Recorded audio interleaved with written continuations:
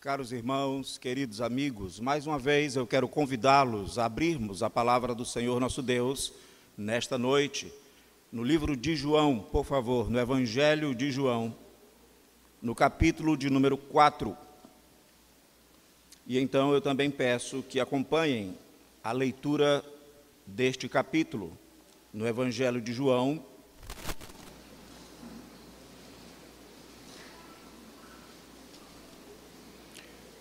no capítulo 4, nos versos 46 a 54. João, capítulo 4, 46. Dirigiu-se de novo a Caná da Galileia, onde da água fizera vinho. Ora, havia um oficial do rei, cujo filho estava doente em Cafarnaum. Tendo ouvido dizer que Jesus viera da Judeia para a Galileia, foi ter com ele e lhe rogou que descesse para curar seu filho, que estava à morte. Então Jesus lhe disse: se porventura não virdes sinais e prodígios, de modo algum crereis. Rogou-lhe o oficial: Senhor, desce antes que meu filho morra. Vai, disse-lhe Jesus, teu filho vive. O homem creu na palavra de Jesus e partiu. Já ele descia, quando seus servos lhe vieram ao encontro, anunciando-lhe que o seu filho vivia. Então indagou deles a que hora o seu filho se sentia melhor. Informaram: ontem, à hora 7ª, a febre o deixou. Com isto, reconheceu o pai ser aquela precisamente a hora em que Jesus lhe dissera: teu filho vive. E creu ele e toda a sua casa. Foi este o segundo sinal que fez Jesus depois de vir da Judeia para a Galileia. Senhor, nós mais uma vez abrimos as Escrituras, desta feita, como já oramos, com o intuito de silenciarmos, de aquietarmos o nosso coração e ouvir a Tua voz. Pai Santo, tem misericórdia de nós, diante da Tua palavra exposta, lida e exposta. Ajuda-nos, Senhor, neste momento, a mim, com Tua graça, e ajuda a cada um dos que aqui estão, dando-nos ouvidos para ouvir, dando-nos, Senhor Deus, olhos para ver, e dando-nos, sobretudo, coração para crer. Em o nome do Senhor Jesus. Amém. Caros irmãos, queridos amigos, a intenção e o objetivo da leitura deste texto é, pela graça do Senhor Deus, expor, proclamar o Evangelho sagrado, bendito e maravilhoso do Senhor Jesus nesta noite. Quero fazê-lo a partir da narrativa que acabamos de ler e, sobretudo, debaixo da persuasão de que mais do que nunca nós estamos necessitados de ouvir o Evangelho tal como ele é anunciado nas Escrituras Sagradas. Ora, estamos vivendo dias nos quais as próprias autoridades que nos governam estão chamando para si mesmo de cristãos. Nós temos, pela graça, de alguma forma, no Ministério Nacional da Presidência da República, ministros que se declaram crentes, ministros que até falam do seu encontro com Jesus, de uma aparição dele mesmo, visível em determinado momento das suas vidas. Nós temos, não apenas no Brasil, mas nós temos na América, num dos países principais da América, a própria autoridade maior do Executivo, outro presidente da República, fazendo orações no seu gabinete. Nós estamos vivenciando, portanto, momentos quando as pessoas estão se autodeclarando cristãos. quando as pessoas estão de várias maneiras assumindo para si a fé, e isto pode, de fato, ser algo muito bom, mas pode também ser algo perigosíssimo, tanto para as vidas individuais, sobretudo das que eu acabei de falar, quanto para nós mesmos enquanto nação. O Evangelho de João, ele tem exatamente esta preocupação. Ele está preocupado em que uma fé verdadeira se estabeleça. A narrativa lida do capítulo 4, no verso 46, está associada a isso, nós podemos verificar no verso 46 mesmo, diretamente a uma outra narrativa. Dirigiu-se de novo a Caná da Galileia. Esta menção nos leva diretamente àquele momento da transformação da água em vinho, uma narrativa muito conhecida do capítulo 2. E aí então nós vamos perceber ali no capítulo 2 que João está narrando aquilo que ele chamou de primeiro sinal, as bodas de Caná. Capítulo 2, 3 dias depois houve um casamento em Caná da Galileia, achando-se ali a mãe de Jesus. No verso 11, depois da transformação da água em vinho, com este deu Jesus princípio a seus sinais em Caná da Galileia, manifestou a sua glória. É interessante perceber, portanto, que no capítulo 4 há uma intenção deliberada do autor em associar esta narrativa, esse evento que está sendo contado, aquele primeiro, e associá-lo ao objetivo maior, geral do livro, quando ele vai dizer no verso de número 54 do capítulo 4, foi este o segundo sinal. Ele não apenas associa esta narrativa logo nos primeiros versos, no verso 46, ao acontecimento de Caná, dizendo, dirigiu-se de novo, colocando, portanto, o Senhor Jesus no mesmo cenário da transformação da água em vinho, como ele também associa a mesma natureza do evento, é um sinal. E ao fazê-lo, ele está, portanto, nos dirigindo ao seu objetivo geral como escritor, que está presente no final do seu livro. Por favor, capítulo 20. Ao escrever, cada autor tem uma intenção. E João faz declarada a sua intenção no capítulo 20, no verso 30, ao dizer-nos: na verdade, fez Jesus diante dos discípulos muitos outros sinais. Esta categoria de eventos, de acontecimentos, sinais, portanto, ela está apontando para o objetivo principal do livro. Tanto em Caná deu início aos seus sinais, quanto no texto lido, o capítulo 4, verso de número 54, foi este o segundo sinal.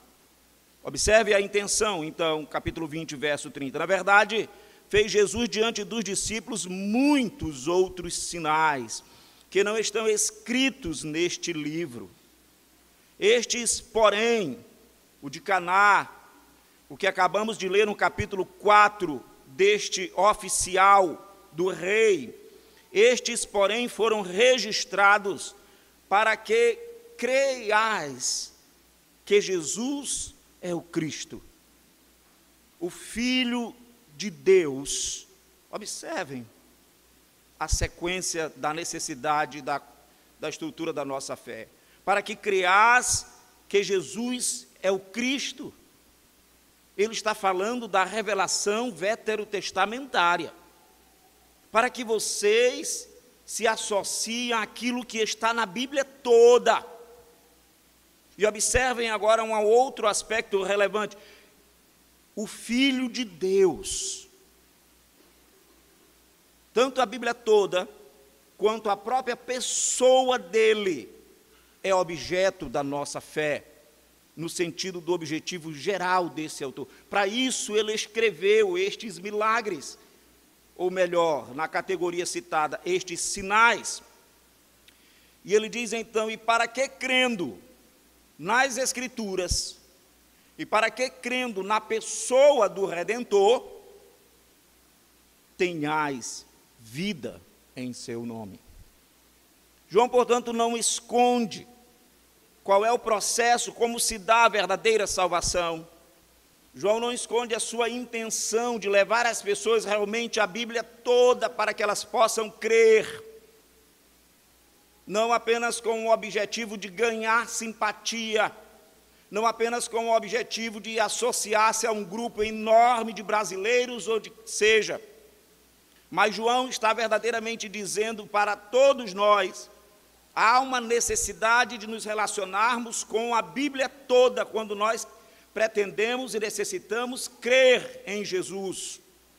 E ele diz ainda mais, há uma necessidade de nos associarmos, de nos relacionarmos com o próprio Redentor.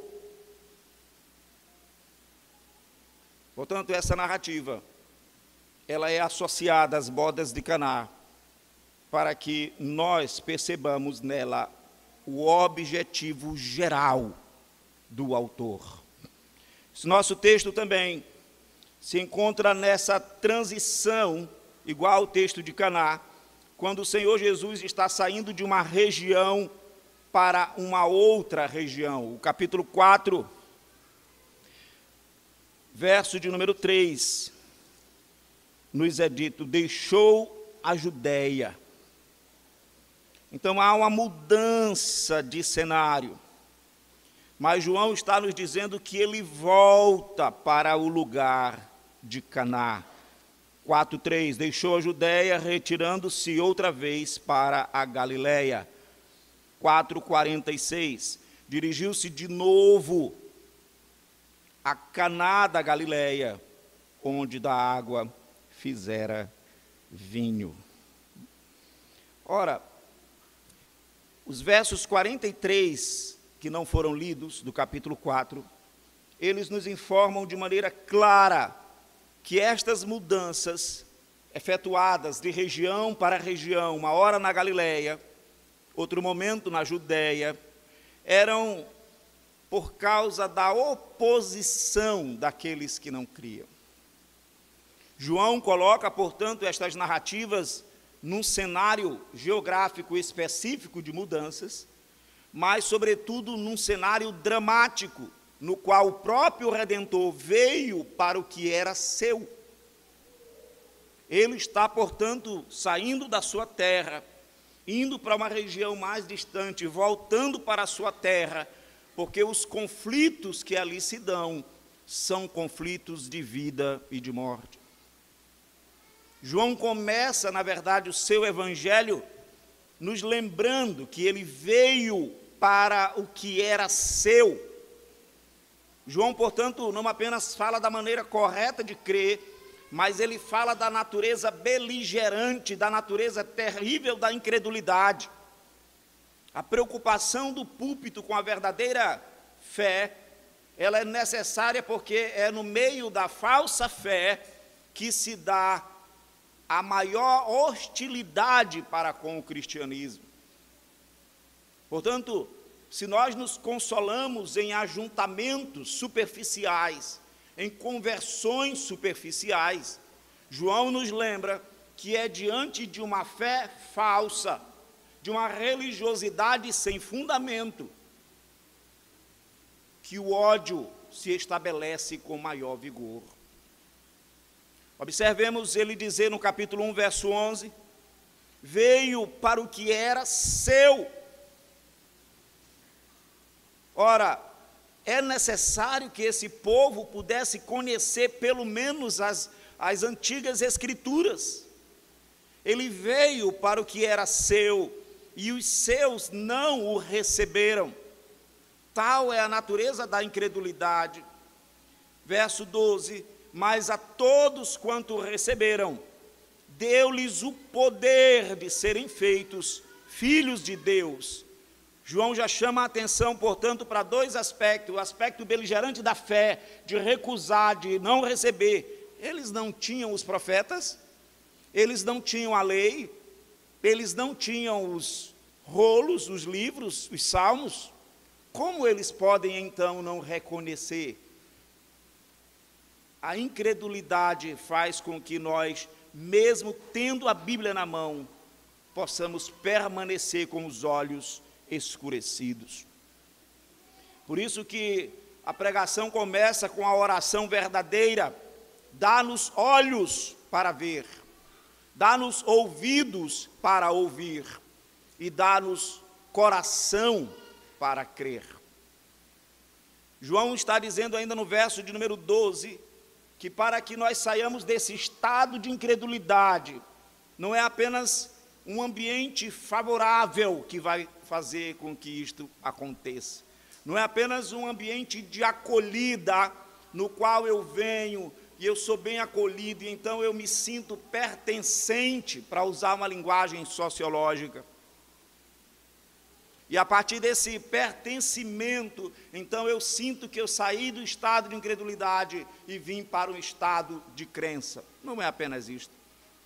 Conquanto, apesar de, a igreja deve de fato acolher, conquanto e apesar de, a igreja deve de fato fazer as pessoas se sentirem bem, contudo isto não muda a natureza da incredulidade.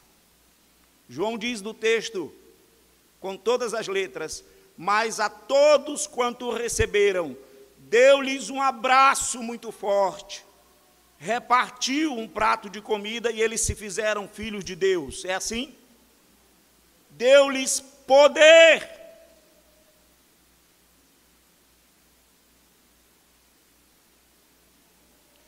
É exatamente na ausência do poder divino, redentivo, que a incredulidade escraviza as mentes. Somente diante do poder que não está em mim, nem na minha voz, que não está nos cânticos, que não está nas orações, ele é sujeito do poder, o Redentor. Ele é sujeito, de fato, da agressão, da rejeição, mas ele também é sujeito da libertação. Aliás, o único. Veio para o que era seu. Quem veio? O Redentor. Mas os seus não o receberam. Quem não foi recebido? O Redentor. Ele é sujeito nesse aspecto da relação de incredulidade. Mas ele também é sujeito mais a todos quanto o receberam. Receberam a quem? Aquele que foi rejeitado, aquele que veio para o que era seu. E então este que foi rejeitado, que veio para o que era seu e que foi recebido, deu-lhes. Quem deu? O Redentor deu poder. Falar da incredulidade é algo dramático demais, é algo agudo demais. Não tem como falarmos de outra maneira.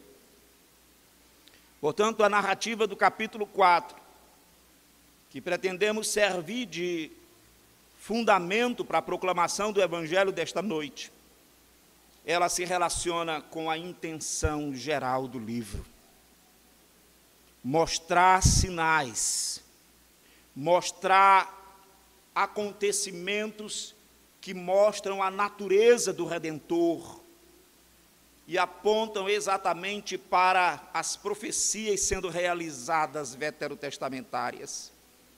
Se relacione com a Bíblia. Você precisa de fé.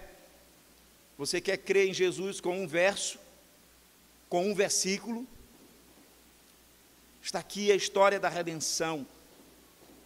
Você pretende evangelizar alguém? Você pretende falar consistentemente de Cristo para alguém? Fale das Escrituras. Portanto, a intenção autoral aqui, no capítulo 4, no verso 46, que nós lemos, é narrar esses acontecimentos de uma necessidade evidente. Há uma necessidade evidente de crermos nas Escrituras. Se você quer então saber do que estamos tratando, é do Evangelho. Mas o sermão desta noite, ao proclamar o Evangelho, está falando da necessidade de crermos nas Escrituras, de crermos na palavra do Senhor Jesus Cristo, nestes dois aspectos. No capítulo 2, por favor, de João,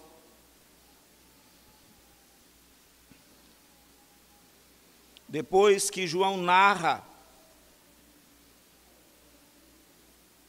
a transformação da água em vinho, o sinal de Caná, verso 11, capítulo 2, com este deu Jesus princípio aos seus sinais, em Caná da Galileia, manifestou o quê? A sua glória. Os sinais não são para ser repetidos, eles são tão somente para manifestar a glória do Redentor, e os seus discípulos creram nele.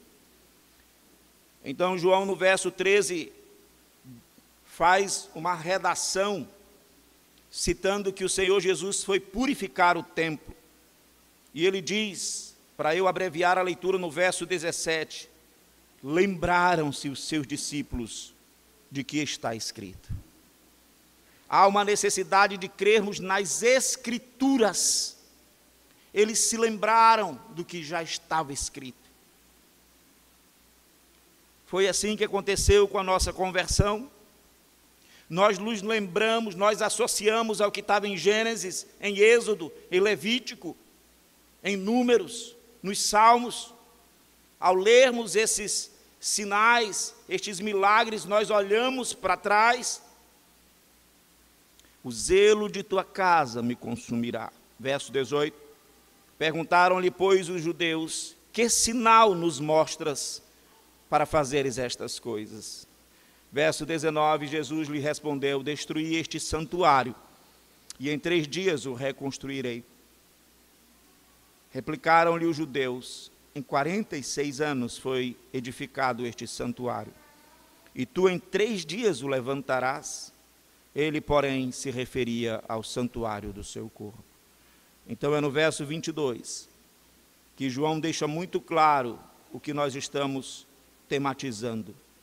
Quando, pois, Jesus ressuscitou dentre os mortos, lembraram-se os seus discípulos de que ele dissera isto, e creram em quê? E em que mais? Estes, porém, foram registrados para que creiais que Jesus é o Cristo. O que as Escrituras já diziam. E para que creiais que Jesus é o Cristo, o Filho de Deus. Então eles não somente creram nas Escrituras, mas eles também creram no próprio Redentor pessoalmente. É assim que se dá a nossa salvação. Num relacionamento não místico, não apenas subjetivo, mas num relacionamento com o que está escrito. Que maravilha se as nossas autoridades estiverem passando por este experimento verdadeiro de fé. Se verdadeiramente eles estiverem se relacionando com a Bíblia para crer, não apenas com ambientes religiosos. E ao se relacionarem então com as Escrituras, eles estariam necessitados de um segundo momento, relacionarem-se pessoalmente com o Redentor. João diz, quando, pois, Jesus ressuscitou dentre os mortos, lembraram-se os seus discípulos de que ele dissera isto, e creram na Escritura e na palavra de Jesus. Proclamação do Evangelho de hoje, objetiva mostrar exatamente isto na narrativa deste oficial. Mas ainda continuemos nos aspectos gerais, por favor. Existe entre a narrativa do capítulo 4, verso 6, a cura, foi assim que a Sociedade Bíblica colocou, a cura do filho de um oficial do rei, e a narrativa de Caná. Existem algumas similaridades, existem algumas semelhanças muito interessantes. Tanto esta narrativa quanto aquela falam de um milagre realizado pelo próprio Senhor Jesus, no mesmo local, em Caná da Galileia, como já demonstrei. Nós percebemos também que após este milagre de Caná da Galileia, no capítulo 2, o Senhor Jesus desce para Cafarnaum. Está lá no capítulo 2, apenas para que você observe as semelhanças. Verso 12. Depois disto, desceu ele para Cafarnaum. E aqui na narrativa do oficial, dirigiu-se, verso 46, 4:46, dirigiu-se de novo a Caná da Galileia, onde da água fizera vinho. Ora, havia um oficial do rei cujo o filho estava doente em Cafarnaum. Portanto, nós percebemos que João usa elementos semelhantes na narrativa. Ele quer que, de fato, enquanto nós estejamos lendo o capítulo 4, a nossa mente esteja no capítulo 2, percebendo ali os acontecimentos. Mais semelhança. Ambos os milagres, como já mostrei, são chamados de sinais. Ambos apontam para a intenção global, geral do livro. E ainda, por último, uma semelhança em que ambos os acontecimentos antecipam a subida do Senhor Jesus para Jerusalém. Você vai perceber aí no capítulo 5, passadas estas coisas, havia uma festa dos judeus e Jesus subiu para Jerusalém. Lembrando que é em Jerusalém que ele é afrontado. Portanto, os dois acontecimentos, eles antecedem momento de muita rejeição, de perseguição, de ameaça. O que nos faz entender que João está trabalhando exatamente num paralelo. Tanto João está mostrando exatamente o poder terrível, maléfico da incredulidade, quanto João está mostrando de maneira evangelística, clara, os elementos necessários para uma verdadeira fé. Quais sejam? Crer nas Escrituras, ver o cumprimento das Escrituras no Cristo que nós pregamos, no Jesus que nós anunciamos, perceber que Jesus não é uma palavra solta na boca do pregador, mas Jesus tem a ver com 1.600 anos de revelação,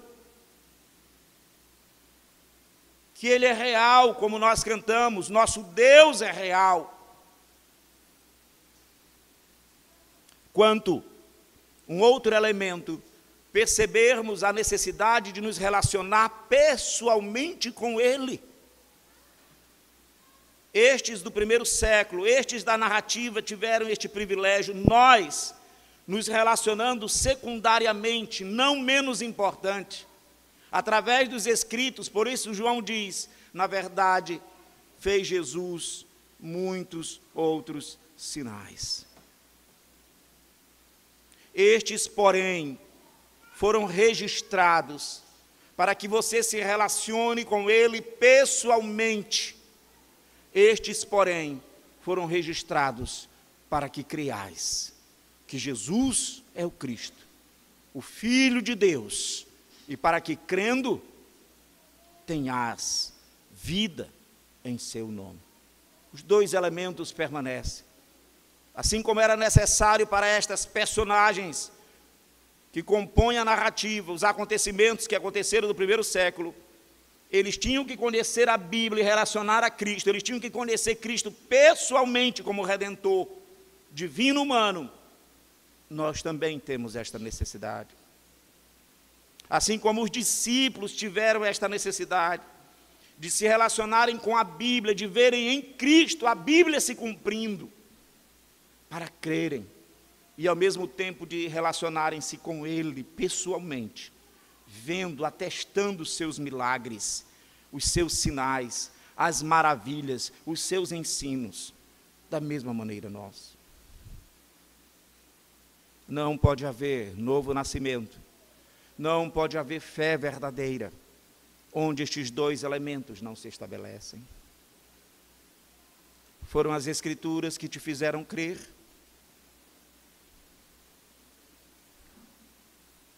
Você creu na pessoa correta do Redentor? Que seja assim com todos nós que aqui estamos. Que seja assim no nosso trabalho de evangelização do próximo. Propriamente, agora na estrutura do capítulo 4, verso 46, a narrativa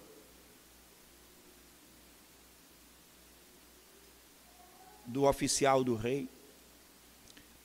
Uma análise simples aqui traz uma espécie de melhor acerto, para falar não discordância, da sociedade bíblica.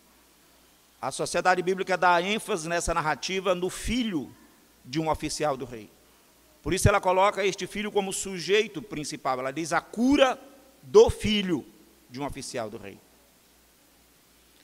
Quando nós olhamos para o texto e perguntamos qual seria a personagem principal na fala do autor, nós percebemos que o Senhor Jesus está presente. Mas até pela ênfase que é dada, e mesmo que ele seja divino aqui, Deus, a narrativa está girando em torno do oficial, a quem o autor se refere cerca de 10 vezes. Você percebe ele falando do Senhor Jesus e do Filho, mas a repetição de referência ao oficial faz com que nós possamos, numa análise simples, perceber que ele é a personagem central da narrativa, não o filho. Daí você percebe que o filho é falado cerca de 7 vezes, capaz que a gente consegue achar aqui a quantidade de referência ao filho. Dirigiu-se de novo a Caná da Galileia, onde da água fizera vinho. Ora, havia um oficial do rei, cujo filho estava doente em Cafarnaum. Tendo ouvido o verso 47 dizer que Jesus viera da Judeia para a Galileia, foi ter com ele e lhe rogou que descesse para curar seu filho, que estava à morte. Então Jesus lhes disse: se porventura não virdes sinais e prodígios, de modo nenhum crereis. Nada de filho. Rogou-lhe o oficial: Senhor, desce antes que meu filho morra 3 vezes. Vai, disse-lhe Jesus, teu filho, 4ª vez vive. O homem creu na palavra de Jesus e partiu. Já ele descia quando os seus servos lhe vieram ao encontro, anunciando-lhe que o seu filho vivia. 5ª referência. Então indagou deles a que hora o seu filho se sentia melhor. Informaram ontem à noite, a hora 7ª, a febre o deixou. Cerca de 7 referências. Com isto, reconheceu o pai ter sido aquela precisa hora em que Jesus lhe dissera: teu filho vive. E creu ele e toda a sua casa. Foi este o segundo sinal que fez Jesus depois de vir da Judeia para a Galileia. Contudo, o filho possa figurar de maneira abundante 7 referências. Mas a ênfase está na pessoa do militar, na pessoa do oficial que aqui está. É uma narrativa, portanto, da incredulidade de um homem do alto escalão. João, na verdade, está numa sequência didática, objetiva, intencional, de trabalhar aqui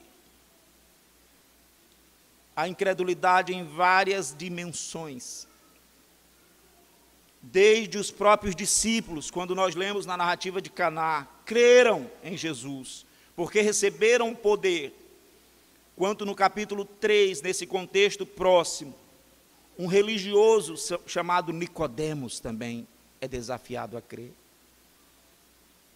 E depois do religioso Nicodemos, João ainda cita no capítulo 4, uma mulher pecadora.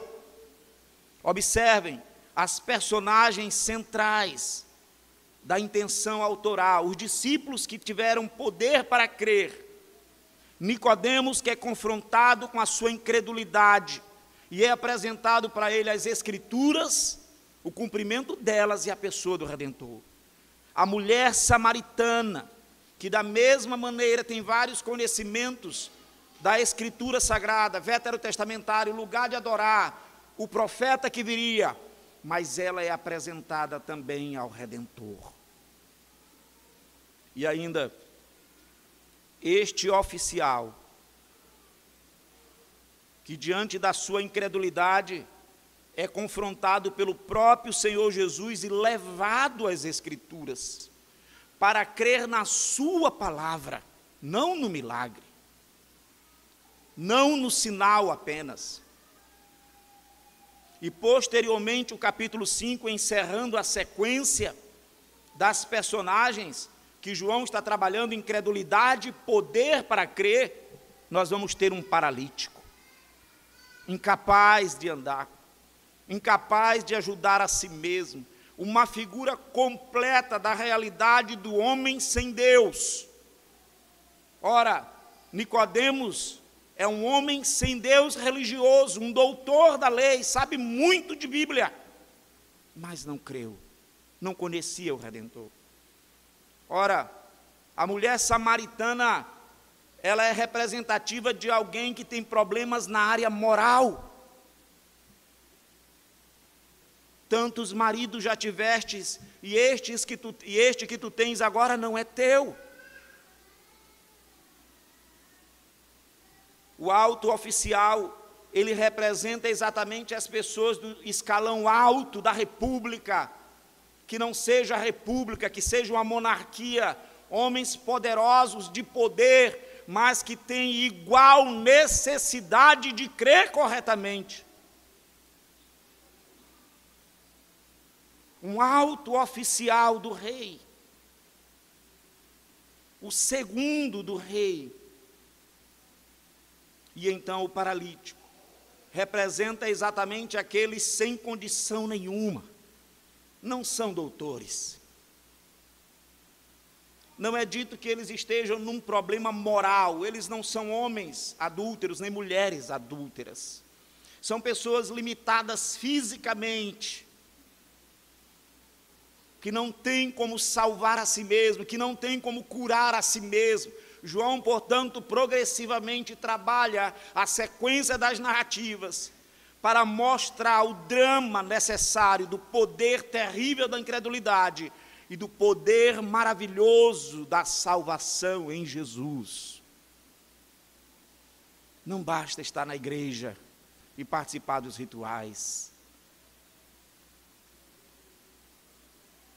Não há diferença se eu sou mendigo ou o homem mais rico da cidade. Neste lugar, todos somos iguais. Sobre cada um de nós, indistintamente, de formação, de cultura, pesa a condenação do pecado. Todos nós precisamos olhar para Cristo. É disto que João está falando, é nesse sentido que ele move as narrativas e que ele nos mostra, apresentando os sinais, para que também a nossa época seja alcançada. Os doutores, os pecadores, os homens de alta posição, ou seja, até mesmo os desvalidos. Não há condição diferente para eles, não há 4 evangelhos, não há 4 tipos de pregação, todos eles precisam da mesma coisa, o Redentor, todos eles precisam da mesma coisa, as Escrituras Sagradas. Todos nós precisamos ser salvos da mesma maneira. Pela palavra e pelo mesmo Redentor.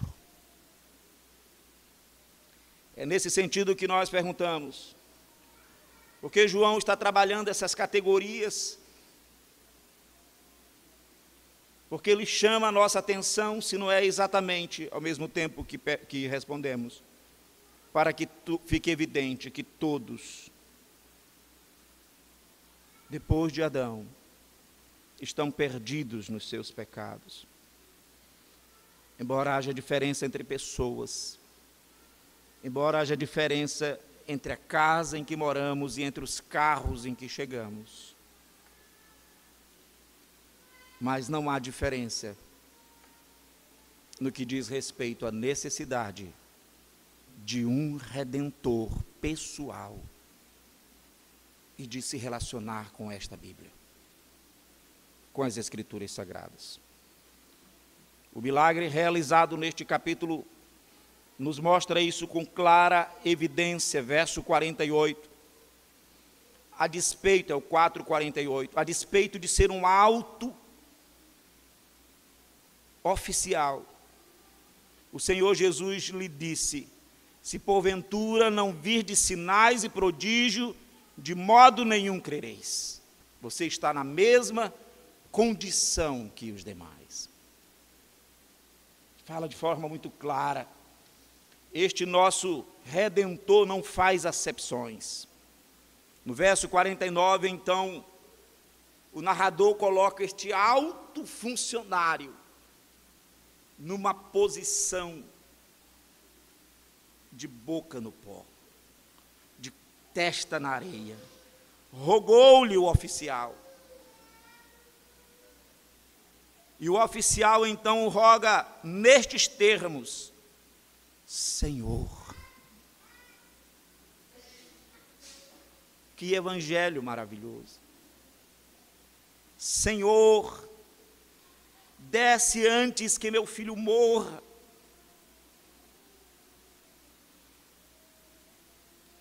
O Senhor Jesus não atende. Não é pela alta posição. O púlpito não se inclina para a condição social. Ele mostra o caminho para todos. Vai, disse Jesus. Você precisa se relacionar com a autoridade da minha fala. Eu sou o Senhor, então vai. Você conseguiu ver que eu sou o Senhor, que eu sou Deus? Então vai. Disse-lhe Jesus: teu filho vive. O homem creu na palavra de Jesus e partiu. Isto é interessante porque parece ser uma descrição de dois momentos. Ele creu nesta palavra, ele percebeu que no Senhor Jesus havia mais do que uma humanidade. Porque alguém para dizer, o teu filho vive? Mas é no verso 33 que o autor descreve: com isto, reconheceu o Pai ser aquela precisamente a hora em que Jesus lhe dissera: teu filho vive. E aí ele fala então de um momento de plenitude nesta fé. Quando este homem agora fecha: sim, ele é o Messias da Bíblia dos judeus. E creu ele e toda a sua casa. Nós vamos finalizar com algumas aplicações. Caríssimos irmãos, queridos amigos. Em primeiro lugar, há uma necessidade como fundamento, e a proclamação do Evangelho desta noite, ela visa ressaltar isto. Há uma necessidade ímpar de crermos nas Escrituras. Eu ainda não sou salvo, pastor. Leia a Bíblia. Meu marido precisa de salvação, leia para ele. Fale das histórias da Bíblia. Seus filhos não serão salvos vindo à igreja. Eles serão salvos quando você os levar às Escrituras e inculcar a Bíblia na mente deles. E há uma necessidade também de crermos na própria palavra do Redentor. Leia os Evangelhos. Por qual livro eu começo? Eu gostaria de concitá-lo a ler um livro difícil, que é João. João não é o livro mais simples teologicamente, porque ele trata da divindade e vários aspectos que ainda não sei explicar, e outros eu imagino que também admitam que não sabem explicar. Mas é João que trabalha de maneira tão clara a incredulidade e a divindade do nosso Redentor.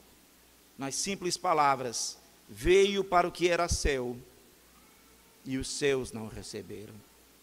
Mas a todos quanto receberam, deu-lhes poder para serem feitos. João apresenta o Evangelho claro, sem rodeio. Não é um Cristo batendo na porta, não é Cristo pedindo um lugarzinho para entrar. Ele é o Cristo que tem poder para fazer o incrédulo crer nele. Portanto, a proclamação ela visa objetivamente mostrar, ressaltar a necessidade ímpar de crermos na Bíblia e crermos na palavra do Senhor. Independentemente da nossa posição social, religiosa, moral ou física. Independente da sua condição. Portanto, as aplicações, em primeiro lugar, todos os homens. É o que nós vemos nesta narrativa. Tem algum tipo de necessidade, não importa a condição, o escalão que ele esteja, mesmo os da alta posição não estão isentos do sofrimento. João apresentou um homem que está no verso 1, necessitado. Havia um oficial do rei cujo filho estava doente em Cafarnaum. E, portanto, a Bíblia está apontando para um efeito noético universal. A palavra noético significa que vem do pecado. Um efeito do pecado universal. Ele gera em todos os homens uma necessidade de ajuda. Não há nesta terra nenhum homem que prescinda, que deixe, que não precise de ajuda.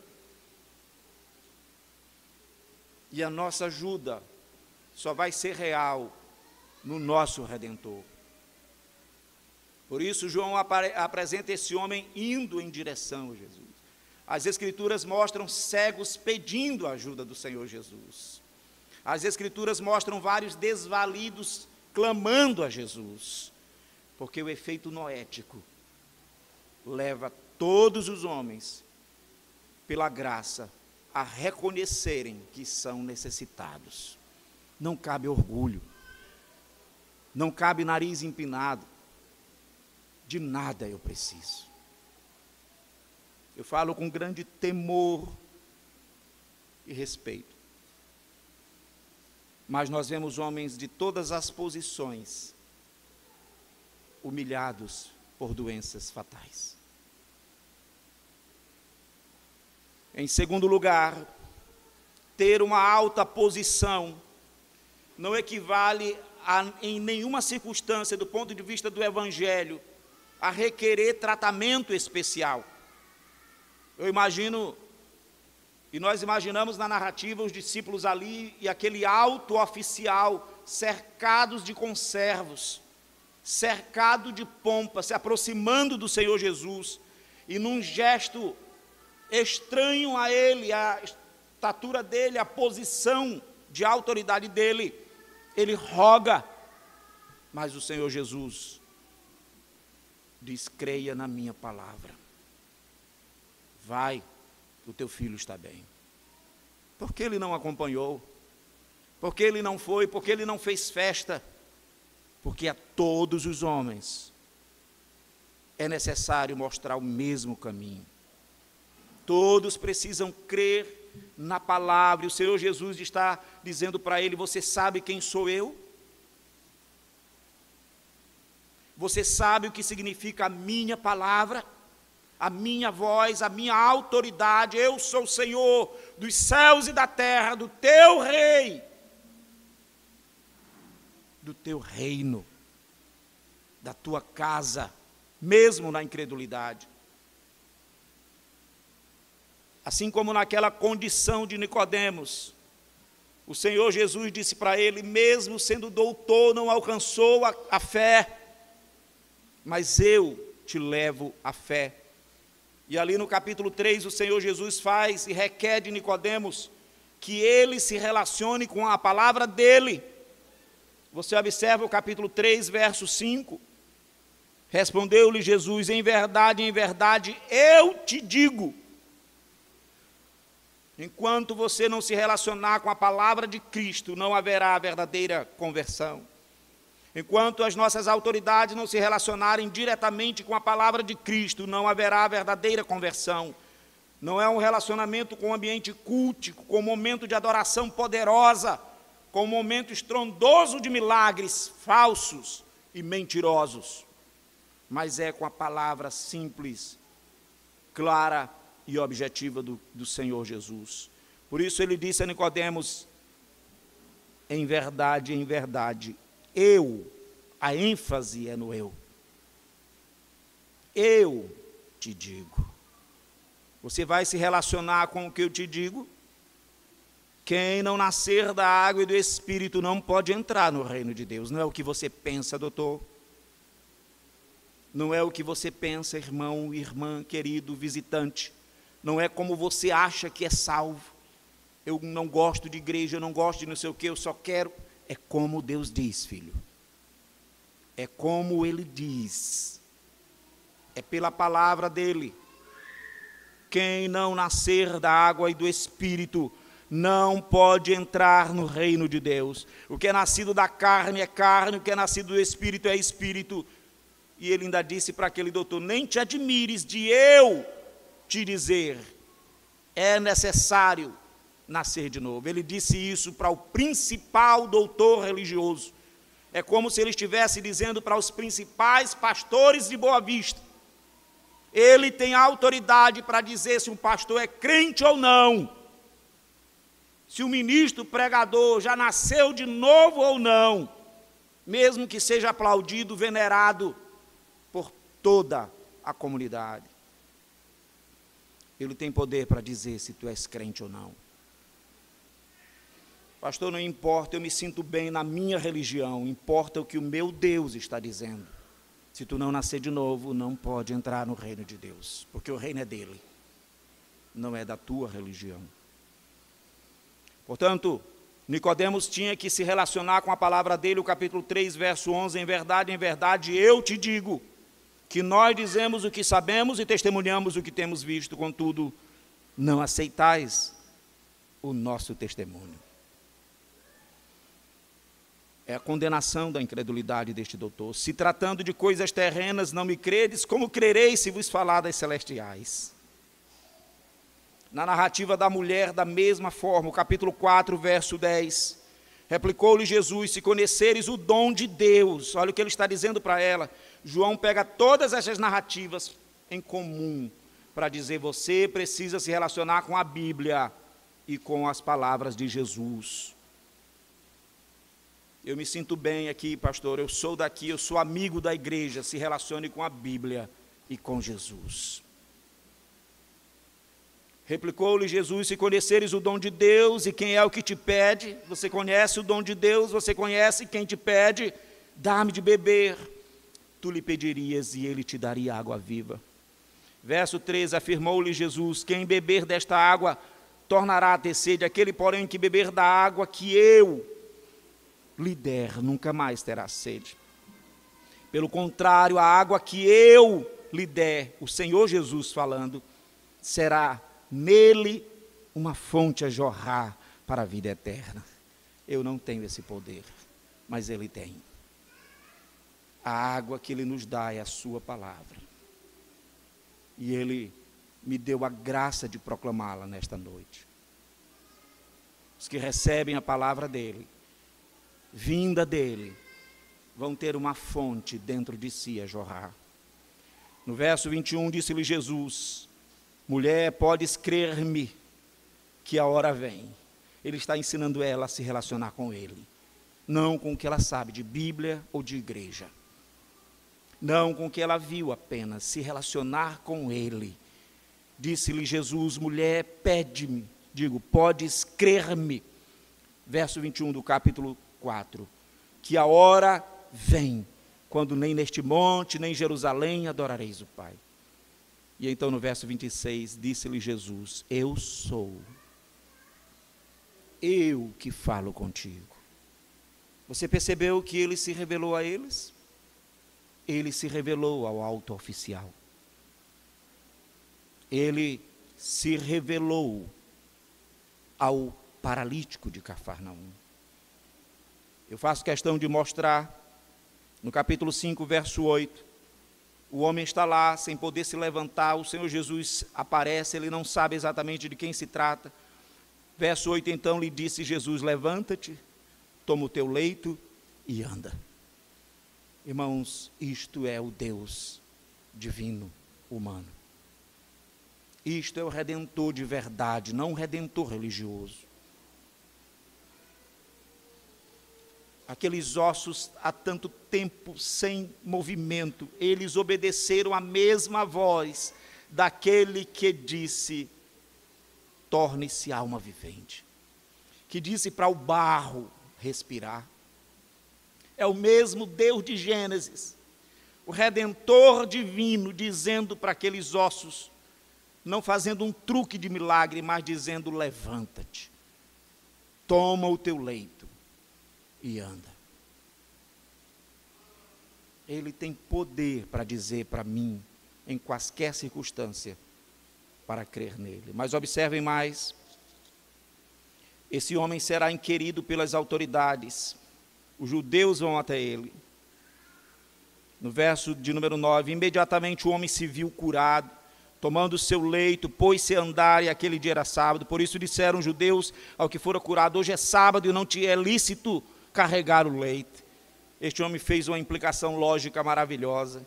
Ele disse: a religião diz tanta coisa, mas aquele que disse, o mesmo que me curou, diz o verso 11, é o que ele respondeu: o mesmo que me curou, aquele que é Deus, aquele que é o Deus de Gênesis, me disse: toma o teu leito e anda. Ele está dizendo: aquele homem que se relacionou comigo, que tem o poder de mudar a minha vida, tem a autoridade para que eu possa obedecê-lo. Não vai haver salvação se você não se relacionar com ele para obediência. Verso 12, perguntaram-lhe eles: quem é o homem que te disse? Aí aqui está um drama: toma o teu leito e anda. Verso 13, mas o que fora curado não sabia quem era, então ele só tinha se relacionado com uma parte. Faltava ele se relacionar com ele pessoalmente. Ele havia encontrado o profeta poderoso, o Messias de Israel. Ele havia se relacionado com o que a Bíblia disse que viria na terra, um homem poderoso. Mas agora faltava ele se relacionar pessoalmente com o Redentor. Verso 13, mas o que fora curado não sabia quem ele era, porque Jesus lhe havia se retirado, por haver muita gente naquele lugar. Verso 14, o autor diz: mais tarde, Jesus o encontrou no templo. Do mesmo jeito que Nicodemos teve que se relacionar com a palavra e pessoalmente com Cristo, a mulher samaritana com a palavra e pessoalmente com Cristo, o alto oficial com a palavra e com Cristo, esse mendigo, esse paralítico também, o Senhor o encontra no templo e disse: olha que já estás curado, não peques mais, para que te não suceda coisa pior. O homem retirou-se e disse aos judeus que fora Jesus quem o havia curado. Agora ele sabe quem é. E os judeus perseguiram Jesus, porque fazia estas coisas no sábado. Eu encerro estas aplicações, querido, dizendo que o Senhor Deus é aquele que nos faz ter a graça de ouvir o seu evangelho. Pessoas diferentes, mas o mesmo evangelho. A alta religiosidade não salva. Assim como a alta posição também não salva ninguém.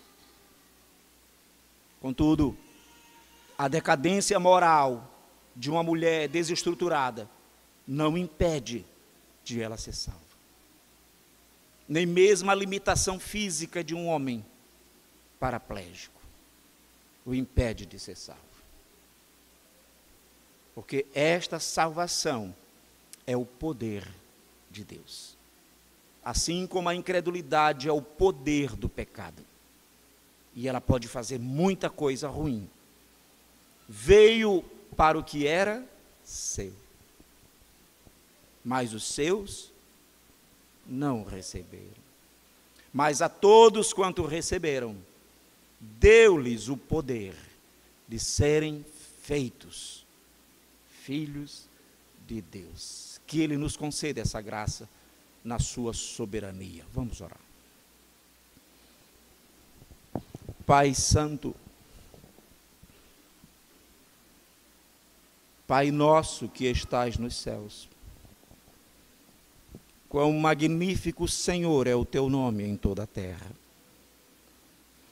Quão magnífica, Senhor, é a tua palavra, que revela a ti e que revela o Redentor.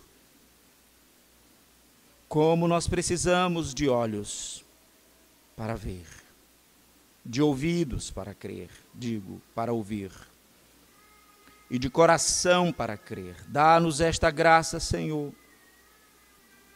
Dá-nos esta graça, Pai, que a Tua palavra, que não volta vazia, faça aquilo para a qual ela foi designada nesta noite, para o louvor da Tua glória, endurecimento de uns e conversão de outros. Que em todas as coisas o Senhor seja glorificado, o nome do Senhor Jesus seja exaltado, e que o Senhor tenha sempre misericórdia de mim e da minha casa. Em nome do Senhor Jesus. Amém.